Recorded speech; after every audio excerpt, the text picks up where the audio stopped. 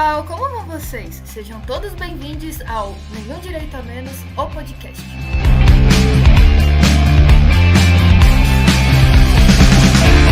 Eu sou a Luísa de Pietro, sou game designer aqui na Cocu e eu tô aqui na companhia das maravilhosas, a nossa Head of People, Suzy. Oiê, tô aqui, gente.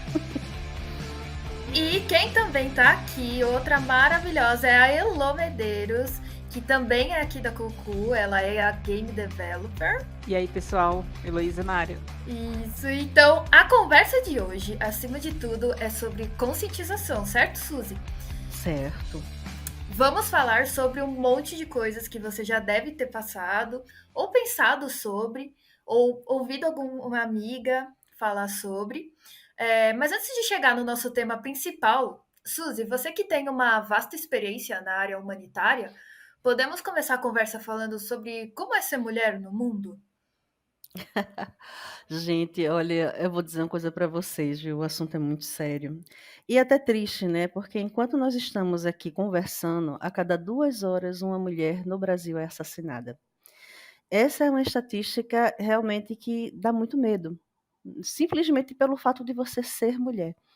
Simplesmente pelo. Não precisa nenhuma justificativa, é simplesmente pelo fato de você ter nascido mulher, menina, acontece esse tipo de situação de violência.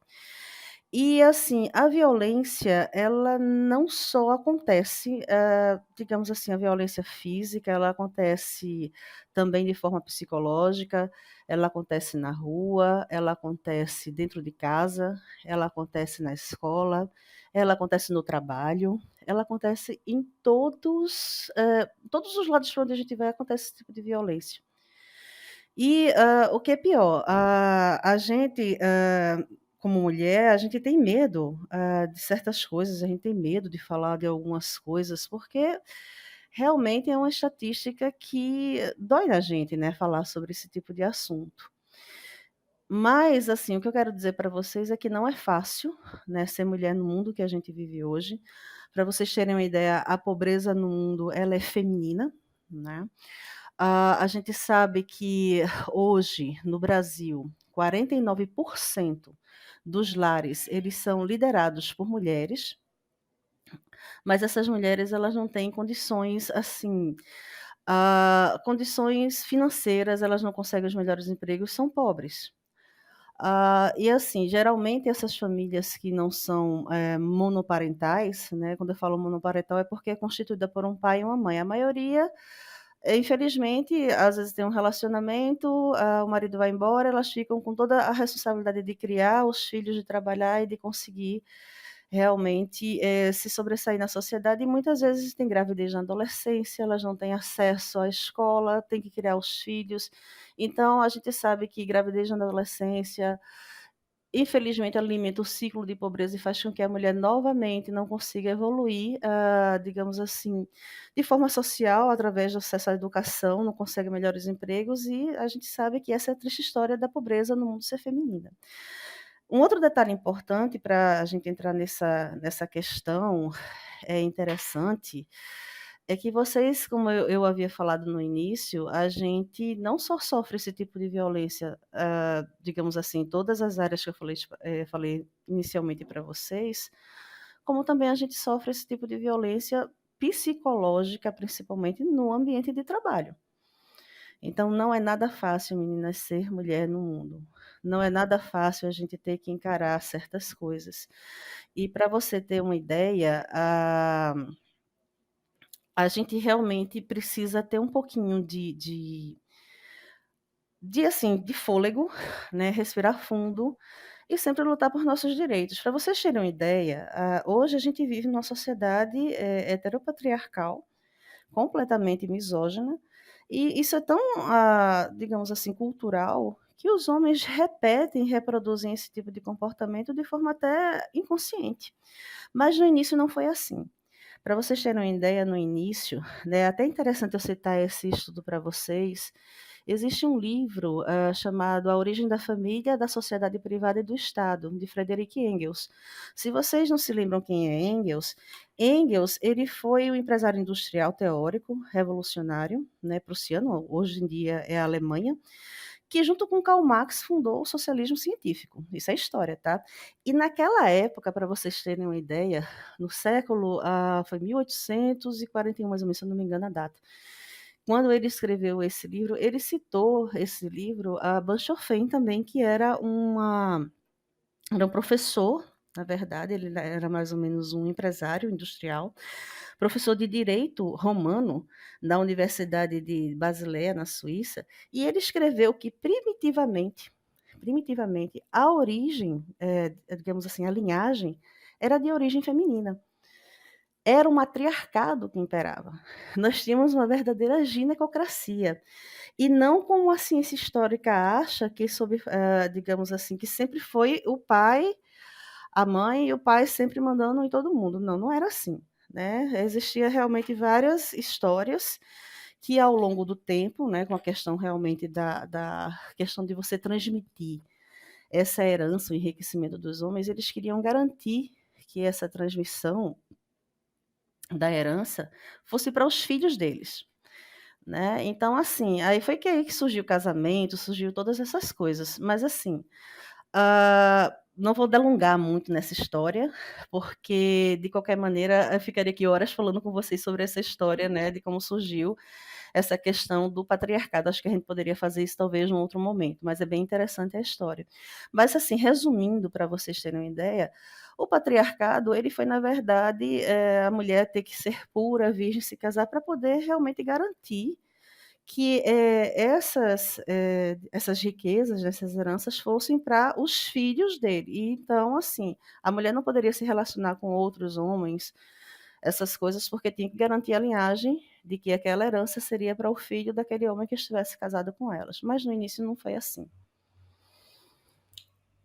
Nossa, Não sei se muito eu respondi, né? interessante. É muito Não, interessante. maravilhosa. Eu acho que tem tudo a ver e também tem tudo a ver com os dados, né? Porque muita gente, a gente começa a falar desse papo e aí geralmente fica, ai meu Deus, ah lá, tá falando de feminismo, tá enchendo o saco de novo, né? Tem gente que não aguenta nem dar uma chance de ouvir, né?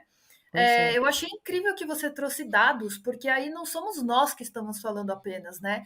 É algo que é um materialismo, né? Então, assim, a gente sabe que 51% das mulheres, né? 51% do mercado gamer são mulheres, ou seja, nós somos a maioria estatisticamente, né?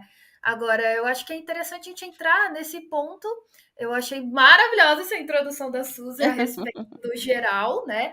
E eu acho que a Elô pode comentar, se ela, né, sentir à vontade, sobre Uhum, como é isso na indústria de games, porque a gente fala, nossa, mulheres em games, né? sim, Como você diria sobre isso, a sua experiência? sim. Ah, eu acho que tudo começa antes da indústria, começa na educação, principalmente educação superior, né? Que vem sido aí até o momento a principal porta de entrada no mercado de tecnologia, né? Mas não só jogos, mas tecnologia no geral, né?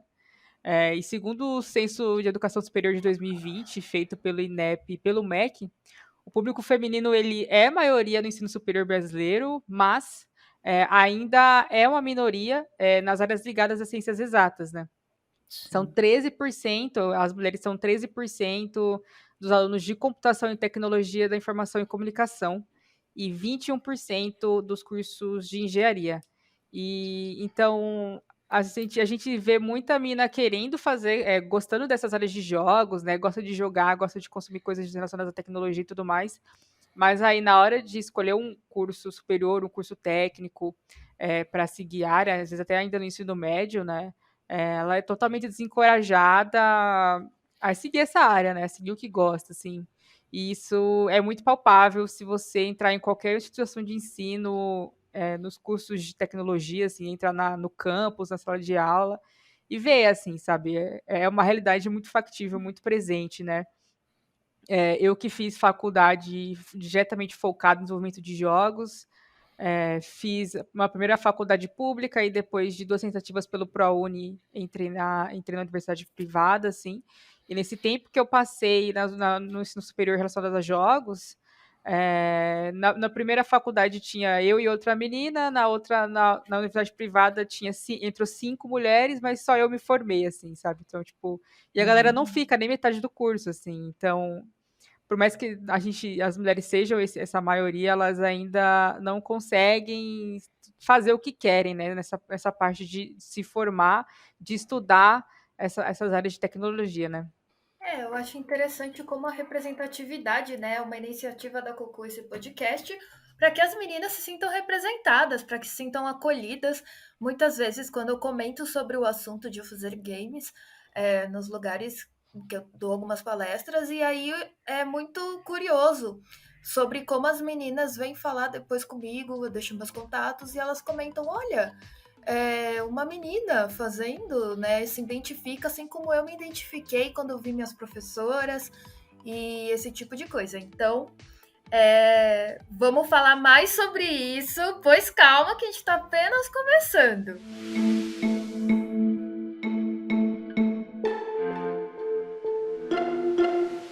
Mansplaining, mentorrupting, bropriating, gaslighting. 4 palavras em inglês que traduzem situações que acontecem diariamente com todas as mulheres. Sabe quando você está explicando o seu trabalho e algum homem te interrompe e começa a te explicar sobre ele? Ou quando você dá uma ideia, o homem se apropria dela e depois fala como se a ideia dele fosse dele desde o começo? E quando você relata alguma situação e é desautorizada, chamada de louca e que não é bem assim? Já aconteceu com você? Tenho certeza que sim. Suzy, conta pra gente como essas violências psicológicas costumam acontecer no ambiente de trabalho? Gente, costuma acontecer muito diariamente e muito mais do que. Eu acho que a gente não tem nem estatística sobre isso, mas assim, é o dia a dia. O gaslighting, por exemplo, que é a questão realmente de a pessoa manipular a situação, né? Que a mulher acredita que ela está descontrolada, alguma coisa. Não sei se vocês assistiram, eu vou até citar, né? A Simone Tebet, que estava falando, eu acho que foi com o ministro. Acho que foi ministro de contas, alguma coisa assim, que ele começou a dizer: "Você tá louca, você tá descontrolada", e ela não estava louca nem estava descontrolada, ela estava falando de um assunto sério, né, que precisava realmente ser abordado, mas assim, eles fazem isso para poder desestabilizar a vítima. Então, assim, para poder deixar ela confusa, dizer: "Você é louca", alguma coisa, quando a gente está simplesmente argumentando. Então, isso acontece realmente muito dentro do ambiente de trabalho. Tipo: "Ah, você tá para menstruar? Você tá nervosa? Você tá colocando assim? Ah, por que que você é assim? Ah, você, por exemplo, não namorou bem ontem à noite". Então, assim, fica dizendo coisas com a mulher que não tem nada a ver, gente. Simplesmente o simples fato de você expressar um problema ou alguma situação que requeira atenção, simplesmente a mulher é imediatamente desestabilizada psicologicamente, chamada de alguma coisa, de neurótica, de doida, de histérica, e quando ela está tentando realmente falar algum assunto sério. Isso é uma tentativa de silenciar a mulher. Isso acontece, gente, todos os dias. O mansplaining, nossa senhora, esse aí é o pior de todos. Você é especialista numa área, tá certo? E vem um homem que não é especialista da área, dá opinião de algo que ele não sabe. E você, tá certo, como especialista, você vê claramente que a pessoa não domina absolutamente nada daquele assunto. E assim, é mais uma vez, é tipo assim, um homem, tá certo, que não é psicólogo, querer explicar alguma coisa, algum conceito mais profundo para uma psicóloga. Então, assim, é uma tentativa de silenciar, de ficar tentando explicar para ela algo que ela já sabe. São situações, sabe, psicológicas que no dia a dia vai deixando com que a mulher fique com medo de falar, vai ficando que ela fique intimidada. "Não, eu vou falar porque se eu começar a falar, alguém vai me explicar alguma coisa, tal". Isso vai silenciando a mulher. O main interrupting, esse aí sinceramente, é o tempo todo. Às vezes a mulher está falando alguma coisa, até mesmo numa reunião. E de repente, ela é interrompida, ela não consegue concluir o pensamento dela ou a colocação dela até o final, ela é interrompida logo no meio. E se você está certo, por exemplo, está conversando no meio de uma reunião e de repente você está colocando as ideias, isso acontece muito com muitas mulheres. Ela simplesmente é interrompida e silenciada. Eles fazem isso o tempo todo e não deixam a mulher falar durante reuniões. Isso é em diversas instâncias, né? Seja numa diretoria, seja numa coordenação, eles simplesmente ficam o tempo todo interrompendo. E se a mulher tenta interagir com essa pessoa que está falando, ele diz: olha, você está me interrompendo e você me interrompe eu não consigo falar o que eu estou falando. Quando a mulher, na verdade, ela não está interrompendo, ela está interagindo. Então, são formas realmente de silenciar a mulher. O bro-appropriating é um outro tipo de violência que pode acontecer. Por exemplo, você tem uma gerente, certo, muito talentosa, você é homem, ela desenvolve, tá certo, todo um sistema, políticas, alguma coisa, e ele compartilha a nível internacional essas políticas, dizendo que é de autoria dele, quando ele não escreveu sequer uma linha sobre essas políticas.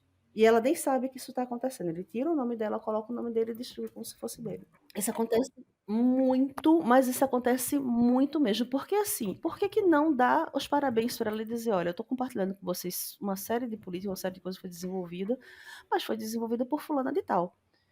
Mas você tirar propositalmente, né, o homem tirar o nome da autora e colocar o nome dele, se apropriar dessa ideia, gente, esse realmente é o fim da picada.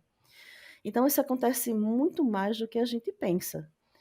Né? São situações que, no dia a dia, tem mulheres que realmente encontram ambientes tão tóxicos, tão machistas, tão assim masculinos, que elas às vezes pedem para sair.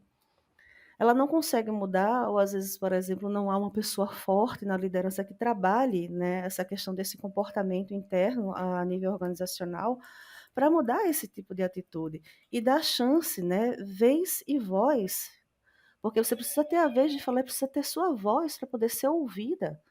E muitas vezes, nesses tipos de situação, todo esse comportamento é para silenciar, para que a mulher não tenha opinião, para que a mulher realmente não possa colocar. Ou então a mulher está numa reunião, ela fala algo sério, alguma colocação que ela precisa colocar, e vem um outro homem, que é colega dela, fala a mesma coisa que ela disse, e aí ele tem aprovação imediata porque foi o outro homem que falou, e não ela que falou inicialmente. Então, gente, isso acontece mais do que vocês possam imaginar. São situações que muitas amigas já me relataram, pessoas do dia a dia que a gente convive, e que ao longo da vida se passa por esse tipo de situação. Então, assim, tem pessoas que dizem, nossa, eu vi essa reportagem, passou até uma reportagem outro dia, né, na televisão, e as pessoas não sabiam nem que isso acontecia comigo, né, e acontece sempre. Pois é, né, Suzy? E ainda se a mulher ela resiste a esses movimentos de ser silenciada, né? Muitas vezes ela é vista como brava, assim, né? Nossa, a pessoa é brava, não pode falar com ela que ela já tá brava com você e tal. Isso acontece bastante, assim. Comigo aconteceu algumas vezes da pessoa, tipo assim. Uma coisa que aconteceu muito comigo, assim, foi uma questão muito com o nome, assim, né? Tipo, da faculdade, eu ainda era a única mulher da sala, tipo, tinha, sei lá, 4 Mateus, 3 Lucas, assim, era 3 Lucas eu acho que tinha, sei lá, uma coisa assim. Um nomezinho de homem comum. E aí tinha professor que eu tinha aula com ele, tipo assim, tinha aula com alguns deles 2, 3 vezes na semana, e os professores não conseguiam guardar o meu nome, sabe? Tipo, era a única figura Meu feminina presente Deus! Meu ali, Deus, sabe? é. E aí Uhum. os caras sabiam diferenciar os 3 Lucas, mas não sabiam guardar o meu nome, sabe? Então, tipo, São era, coisas realmente terríveis. e aí, se você vai falar alguma coisa assim, você é tida como brava, né? Eu acho que isso é um ponto também que, cai, volta um pouco no gaslighting, assim, você fala, não, você tá brava demais, você tá ficando louca, não sei o quê, não é nada disso, é porque eu confundo os nomes mesmo, não sei o quê. Então, é uma situação que acontece muito, muito, muito mesmo com as mulheres, assim, e só você parando para prestar atenção mesmo que se você não está envolvido diretamente com isso, né, você percebe mesmo, né? Não percebe. E muitas mulheres às vezes nem sabem que estão passando por esse tipo de situação, porque não têm a consciência, né, do que isso é um tipo de violência psicológica. Então, às Sim. vezes, assim, quando você fala no assunto, nossa, a sua situação ela se identifica na hora. Poxa, eu passei por isso. Puxa Uhum. vida, eu passei por isso em tal situação, em tal empresa que eu trabalhei, com fulano de tal. Então, assim, quando você começa a abordar esse assunto, surgem muitos relatos mesmo. Eu acho muito engraçado que às vezes quando a gente. Eu tô surtando aqui com o que vocês falaram, porque faz muito sentido, e eu acho que quem tá ouvindo, com certeza vai dizer, nossa, ou eu passei por isso, ou eu ouvi uma amiga, ou os dois, e quando a gente, às vezes, já passei por situações de conseguir me ajudar quando eu ajudo uma amiga, porque quando é com você, às vezes é tão constrangedor e tão difícil, e como a Suzy comentou, a Elo, a gente fica tão perdida, sabe? Ai, será que eu tô doida mesmo? Então, quando você tá de fora vendo a situação, você acaba percebendo que, nossa, isso acontece com ela também, e aí a gente consegue se unir e faz muito mais sentido, né? Eu acho que outro ponto importante da gente puxar é sobre o que a gente sempre comenta do machismo estrutural. Porque muitas vezes a gente tem vários amigos, vários colegas super legais na indústria e são pessoas que costumam também pesquisar muito, até de diversos temas, né? Não só do machismo, costumam se desconstruir. Mas eu acho que é sempre estar aberto a fazer a pergunta: eu sou machista? Sim, provavelmente. Porque, às vezes, o machismo ele vem de modo sutil, de modo inconsciente, né? Por exemplo, Isso. quando a Elo ela é a nossa lead, então tudo precisa passar por ela, certo? Às vezes, quando a gente vê uma mulher num cargo de hierarquia um pouco maior, muitas decisões, por causa desse mansplaining, desse gaslighting, passam por ela, não, nem passam pelo cargo de gerência, nem passam pelo cargo de um lead, simplesmente por ser uma mulher. Né? A gente, então é algo muito sutil que não deixa de ser machismo. Quando a gente precisa falar também sobre, por mais que você seja desconstruído, com certeza você vai ter alguma atitude em algum momento que vai ser machista. E eu acho que o ponto principal aqui, para a gente puxar para o próximo bloco, é a questão de você sempre estar aberto a se fazer essa pergunta. E honestamente aberto, parar para pensar no que vocês estão fazendo, qual é a dinâmica e como vocês podem usar o privilégio de vocês a favor de uma minoria ou para todo mundo poder subir junto. Exatamente, né, Lu? É um ponto assim que quanto mais diversificado é o nosso ambiente de trabalho, de jogos ou tecnologia no geral, pode ser trabalho, pode ser universidade, escola, quanto mais diversificado, melhor, né? Mais rico é para todo mundo, assim. Não fica melhor só para as mulheres, mas também para os homens, não binários, etc. E Uhum. a representatividade, ela é uma coisa muito importante, assim, é uma força que precisa ser reconhecida e precisa ser celebrada, né? E a representatividade ela começa com a conscientização, né? Por isso que a gente está aqui hoje fazendo esse podcast, nessa conversa, né? O principal motivo disso tudo é a gente se conscientizar, né? E é isso, assim, você é ouvinte, como é que você pode ajudar? Você espalha essa mensagem, tá ligado? Você conhece uma mina que curte jogos ou que curte trabalhar com coisas de tecnologia, chama ela, pira junto, né? Se você tá vendo um colega de trabalho, um colega de universidade, de turma, fazendo alguma coisa que você tá vendo que não é legal, dá um toque, conversa, né? A gente não pode ficar só parado, a gente tem que espalhar essa mensagem, porque assim, cara, se você não faz parte da solução, talvez você seja parte do problema.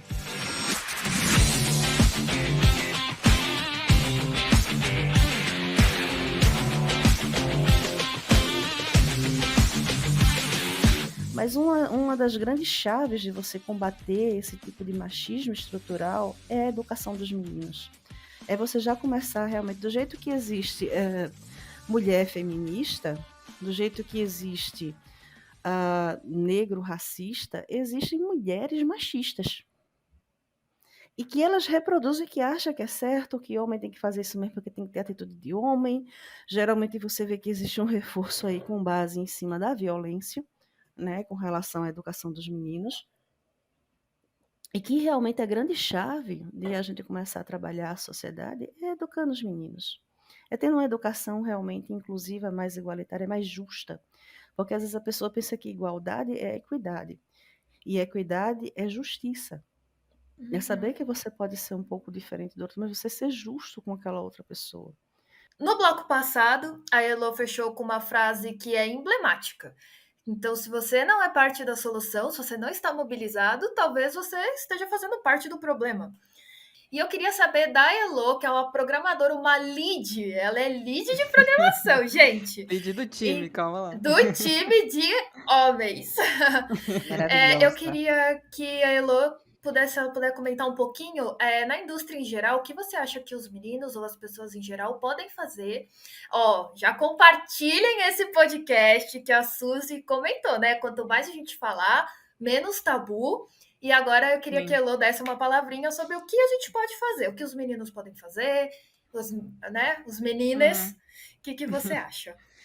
Eu acho que a gente tem que começar, né, de base, assim, logo escolas de educação, ensino fundamental, médio, público, particular, qualquer tipo de instituição de ensino, assim, é muito, muito importante começar a ter esse tipo de conversa, não só na indústria, né, de tecnologia, mas de forma geral, né, isso já vem acontecendo, essa conversa sobre machismo, sobre igualdade de gênero e tal. É, e no mercado de tecnologia, acho que uma coisa, afora essa questão da base, né, já vir preparada, dos mais novinhos já virem, sabe, com a mentalidade um pouco melhor, é você realmente fazer esse tipo de ação, que é trazer mais mulheres para esse meio, assim, né, tipo, igual eu comentei no meio, a representatividade, ela tem uma força gigantesca, assim, sabe, gigantesca, porque ela dá o apoio às mulheres que estão ali e ela também ensina os meninos, aos homens, né? A gente não pode falar menino, o cara já é um homem, pelo amor de Deus. E olha, já passou da idade, hein?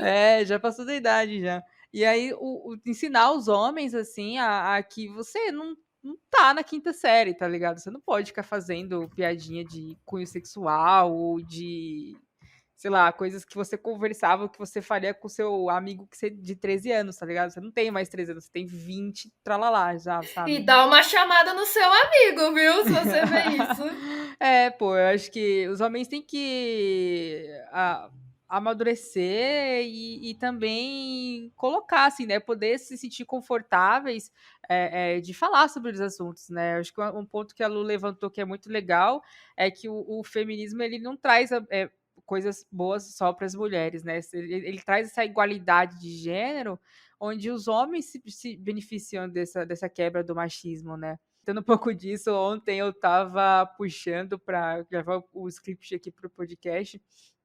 Fui puxar duas professoras na minha universidade que foram extremamente importantes para mim, assim, são duas professoras que eu levo vou levar para sempre assim comigo, que são duas professoras de programação. E aí eu fui abrir o LinkedIn delas lá, e eu vi que as duas têm cargos de managers assim foderásticos, né, na universidade, em empresas muito grandes, né? Cara, meus olhos encheram de lágrimas, assim, para lembrar delas, assim, foi muito legal. E até aqui dentro da empresa mesmo, salve Manu. E, Ah, Manu, maravilhosa. e é justamente isso, assim, né? Ter essas mulheres nesse ambiente, é mais enriquecedor para todo mundo, né?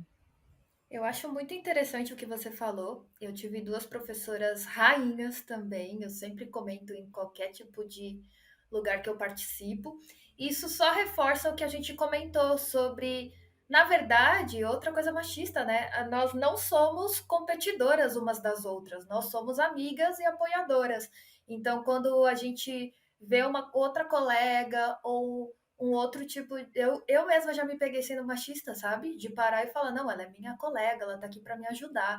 Então, ver essas professoras, eu acho que é exatamente essa sensação também me enche os olhos d'água e a gente só reforça tudo que a gente já falou, né? Então é isso. Deixem aí nos comentários se vocês tiverem alguma história também. E para finalizar, Suzy, como a Cocu vai agir nesse próximo mês das mulheres, daqui para frente, como que a gente vai incentivar as meninas podem vir que estamos aqui para receber vocês de braços abertos. Ai, gente, vamos ter as ações afirmativas. Eu estou super empolgada. Eu não vejo a hora, né, de a gente começar essas contratações, né, incentivando a contratação de desenvolvedoras mulheres em todas as áreas, não somente, né, dentro do administrativo, mas também na área de exatas. programadoras, artistas, todas essas game designers, a gente precisa realmente de mais mulheres. E como eu tinha falado para vocês, a gente dobrou, né, o número de mulheres que a gente tinha em janeiro do ano passado para cá, a gente dobrou essa quantidade de funcionárias, né? Então, a tendência é que a gente contrate mais e mais mulheres e tenha mais mulheres em cargos de liderança. Então, a gente vai ter, além do Beijão da Mulher, vamos também ter outros, né, outras ações, né, internamente. E assim, querendo, sabe, a gente pode ter rodas de conversa, rodas de debate entre a gente, entre o staff feminino, e também incluir os meninos nesses debates, nessas conversas. Porque, como eu falei para vocês, eles são parte da solução. Eles são parte da solução e eles precisam estar junto conosco, né, no incentivo, dizer, olha, tem uma colega que trabalha, que estuda nessa área, olha, aplica na Cocu, a gente está querendo contratar realmente mulheres, a gente está incentivando a contratação de mulheres. E assim, fazer essa campanha nos sites, nas redes sociais, no boca a boca, do que realmente vocês puderem falar sobre isso, vai ser maravilhoso. A gente precisa realmente ter mais mulheres, né? É diferente, a mulher pensa um pouco diferente.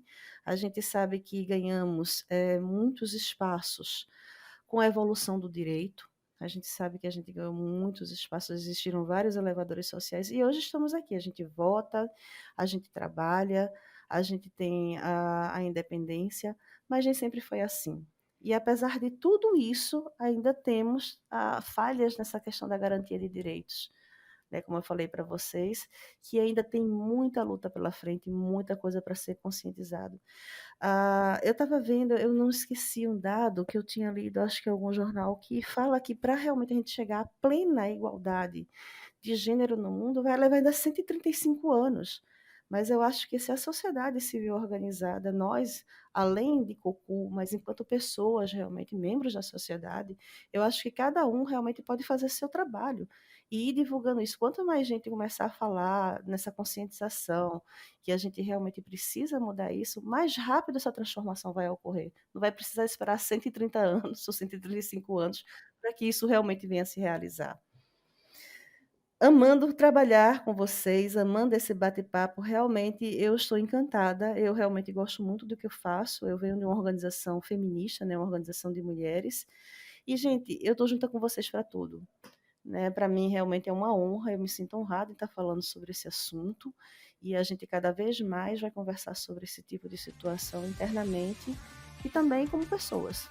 Além, né, digamos assim, além barreiras, além portas da Cocu. É isso aí, gente. Então, sigam a gente aí, compartilhem a palavra para a gente voltar com mais sobre esse assunto. Obrigada, Elô, obrigada, Suzy.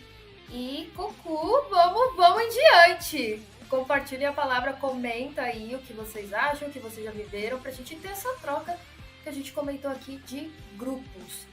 E a gente vê vocês na próxima.